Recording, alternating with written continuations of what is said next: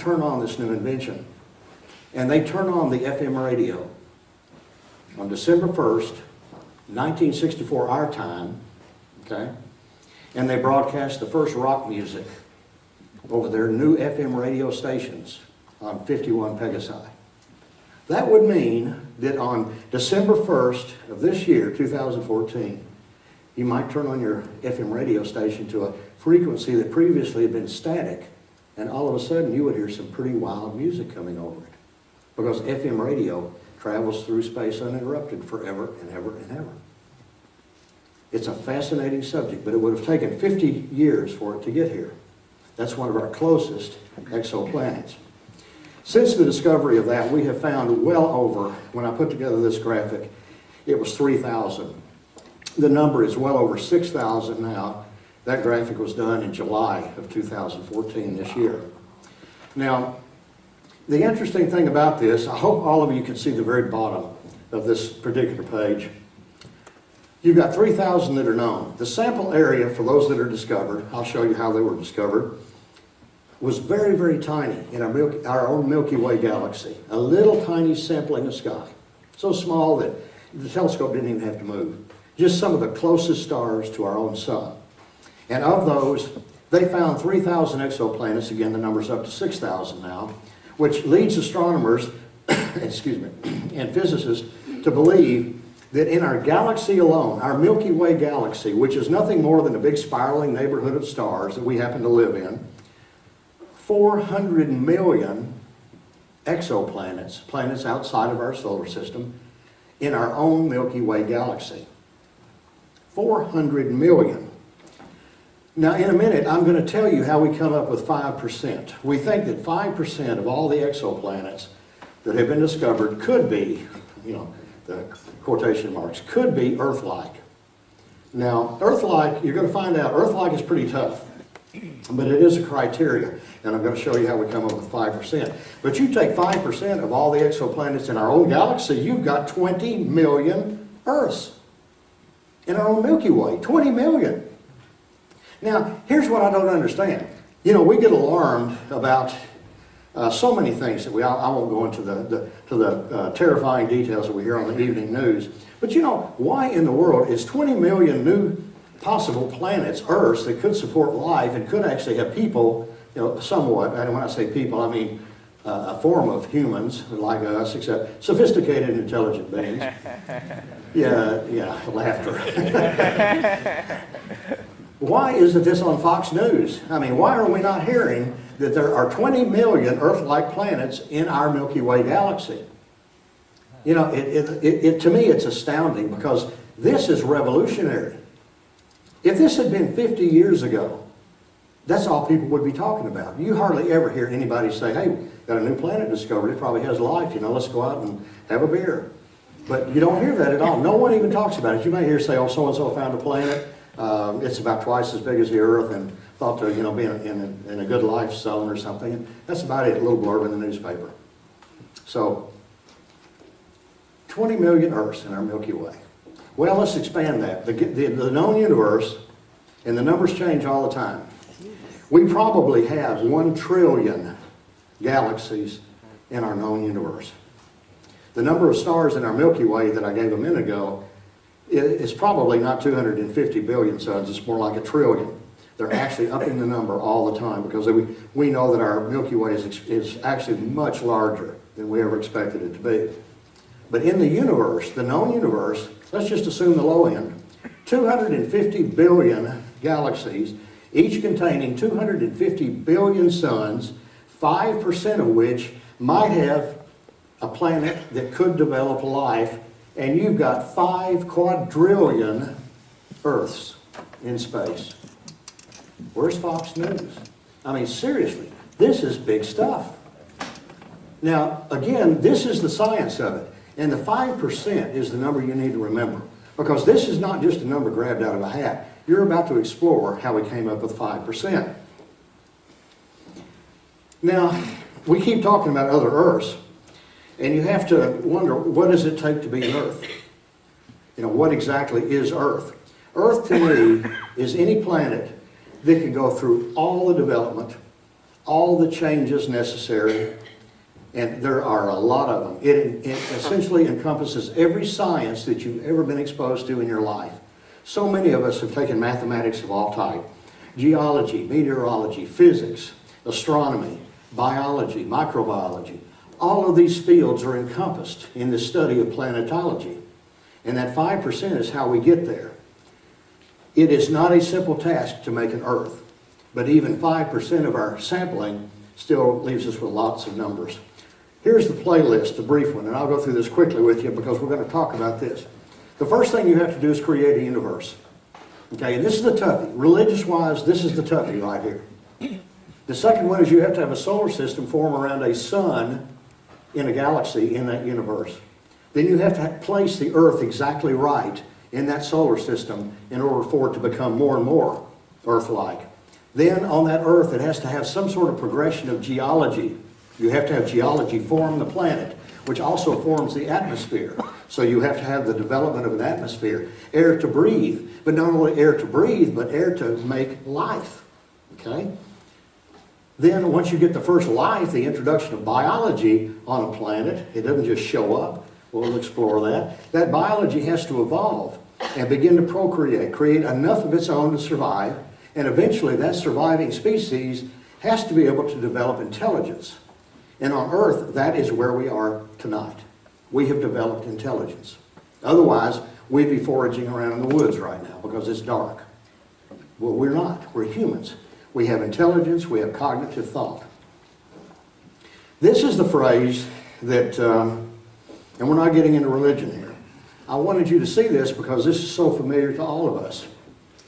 In the beginning, God created the heavens and earth. And this causes a lot of problems to people who are either of different faiths or people who do not believe in God. And again, we're not going to change your mind here. I want you to believe what I'm saying from a scientific standpoint is fact, and I want you to use those facts for your beliefs. What if we change this tonight to, in the beginning, the Big Bang created the heavens and earth? And we'll just go with it like that for right now.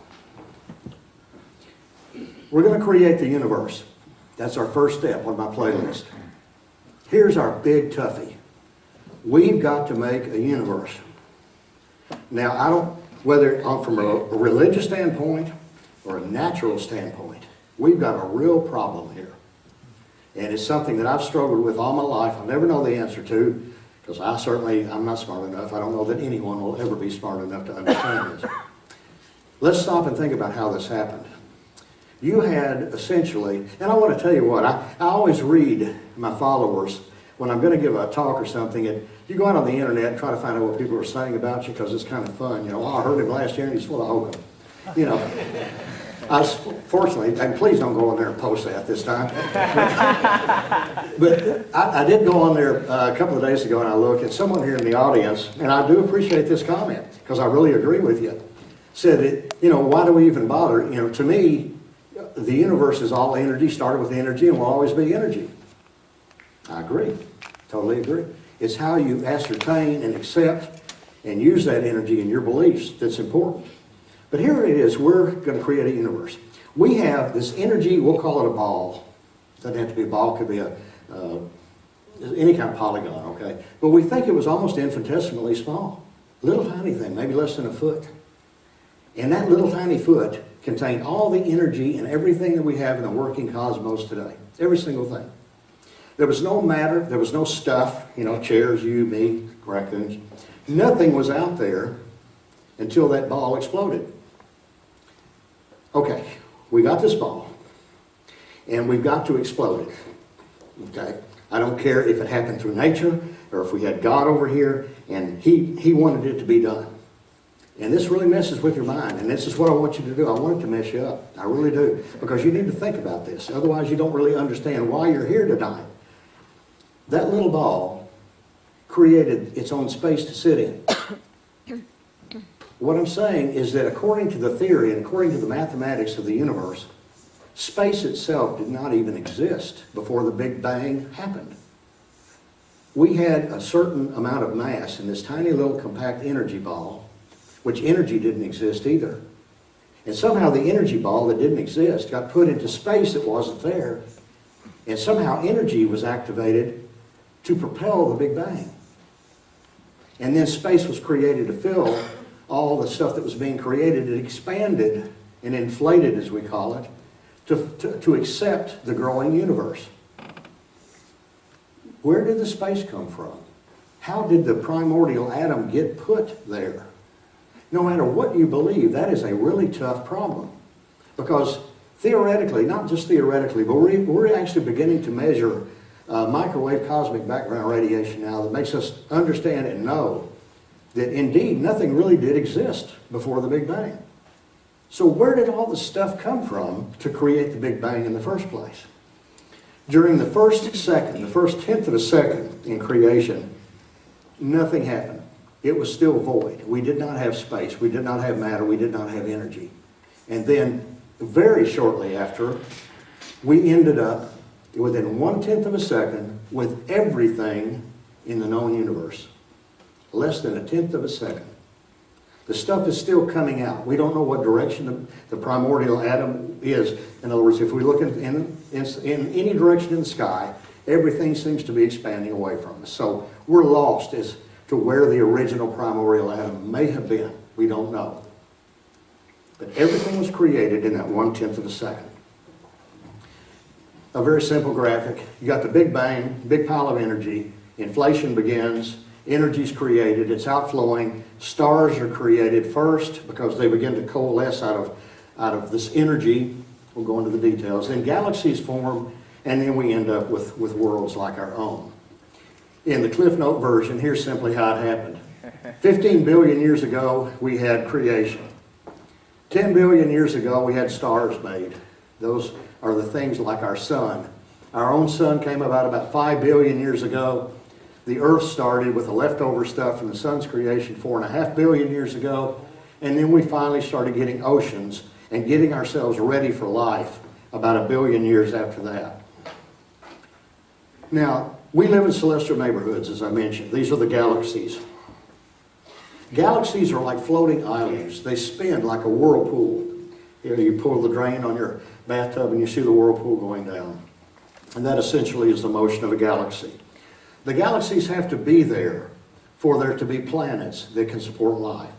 And by galaxies, I mean like this one. That's the Andromeda Galaxy. Our own Milky Way galaxy looks very similar. And the reason that we have to be in a galaxy is for the stability of all the gravitational forces that are in space. They're very, very stable objects. Again, the stars came first. They were randomly floating in space, flying out from the direction of the Big Bang. And shortly after that, gravity began to take over. You have something over here that's twice as large as something over here, and it pulls it into it. Then its mass is increased and gravity is bigger, and gravity begins to pull more and more into it, and suddenly you have the development of the galaxies. The galaxies just spinning and accumulating more and more material all the time until you have 250 billion to 1 trillion stars captured in this spinning pinwheel. At the center of most of the galaxies is very likely a black hole. Black holes are the things that, just like in science fiction, that you've heard of, and yes, they are real. Have we seen them? No. We know where a few are based on what they do to the light from other stars, but at the center of every galaxy, a spiral galaxy, is probably a black hole. It literally is circulating faster than we can imagine, and yes, it is sucking stuff up into it faster than the speed of light. Ultimately, everything, and I say ultimately, within hundreds of billions of years, everything will eventually be sucked up into that black hole, and that particular galaxy, including our own Milky Way galaxy, will be gone. Take you on a trip into our own galaxy, quickly. This is kind of what our galaxy would look like if you were a space intruder. You see the black hole at the center, and then our sun, our solar system, is down here toward the bottom. I have a pointer, but I'm not real good at using it. There we go. There's our solar system right there. We can see